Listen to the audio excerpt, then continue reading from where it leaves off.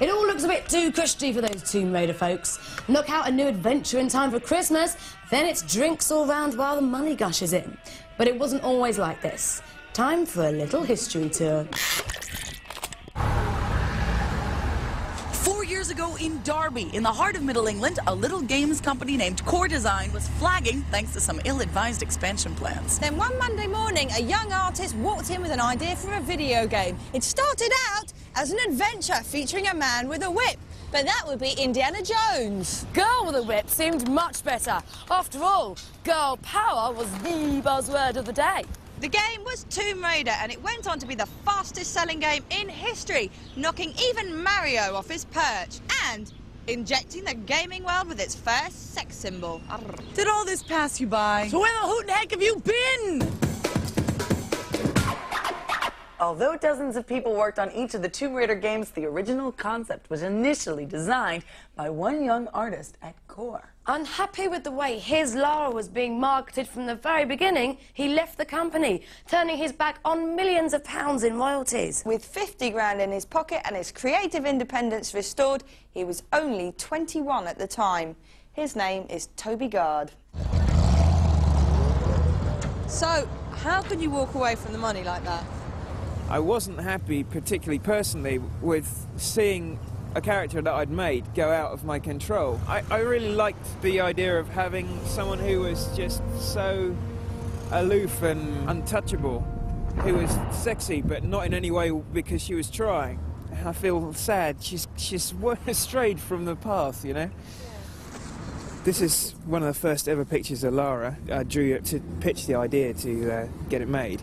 She's much more girly. Yeah, she is. And then this was like another character design that came afterwards where it was beginning to sort of go the right way facially and with the belt and the guns and stuff. And then it turned into what you already know. Thank you very much. Brilliant. Can I keep them? Yeah, all right, yeah. Oh, fantastic.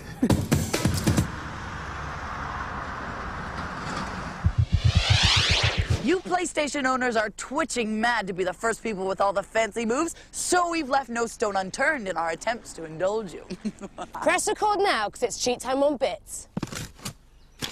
When you're digging for the answer, you're 6 feet under and you still haven't struck gold, then skip through the game with a hop and a jump, and you can claim to be first to have played it to the end.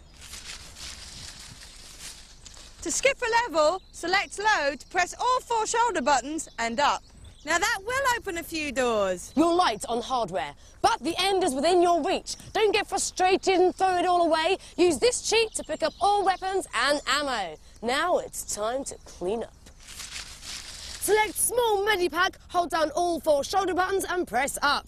Now that'll go down a treat. Your night of gaming has got off to a tricky start, and you have a score to settle with some ancient Egyptian undead. Don't get bogged down with fair play. Tip the balance with some serious goodies. Use this cheat to get all pickups in the current level. Select the large medipack, hold down all 4 shoulder buttons, and press down at the same time. That's a juicy one. For all these cheats, face north within 1 degree.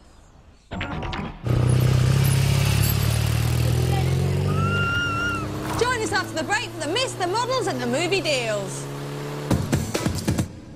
It was launched on the Sega Saturn, but its big break came on the PlayStation a month later. Lara could then pack a double whammy of girl power and PlayStation fever just before her first Christmas. She shot to #1. That fueled the fire for her next plundering installment, entitled Tomb Raider 2. This was nothing more than a good-looking expansion pack. With only 10 ridiculously large levels, this game was more action than quality adventure. But some felt let down, and the cynicism towards Lara and the marketing machine that drove her was already setting in. Core were up against it for the 3rd installment in the life of the all-too-lovely Lara. Things had changed. Lara was thrown into the deep end. Tomb Raider 3 was much harder than its predecessors, relying heavily on its multiple locations to get pulses racing. It appeared that more time was spent on these and getting her costumes right rather than the most important element of any game, the gameplay itself. No matter, it sold big. Some say too big. Some say she was too big. The game certainly took forever to complete, but it cemented Ms. Lara as the cyberstar that she is today. For non-gamers, Lara Croft is quite possibly the most famous character in town. She's right up there with Nintendo's Mario and Sega's Sonic. But she's no plumber, and she certainly ain't no hedgehog. Girls want to be her, boys want to protect her. Born into aristocracy, she longed to be freed from the stuffy upper classes. When she refused to marry the husband of Daddy's choice, he just had to disown her. Whoever you are, she's pretty untouchable. But if she ever does tie the knot, just think of the offers from Hello Magazine. Right, enough of the biog. Let's take a look at her latest game role.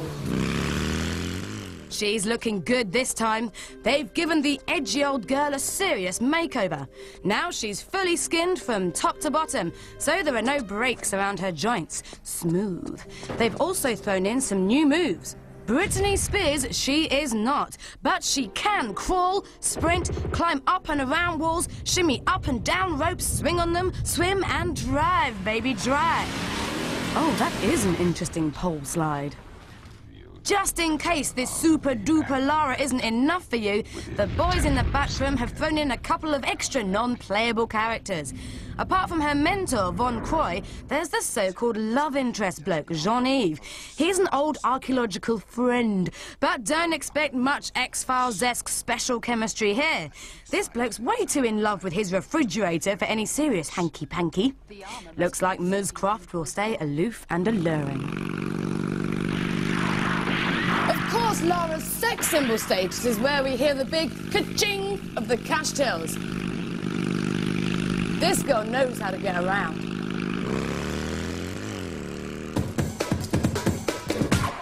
The Lara phenomenon has become more than a never-ending series of games. She is a woman of many, many faces. She's not just a fearless archaeologist, she's a doll, a beach babe, a girl racer, even a connoisseur of energy drinks. How seriously can we take her?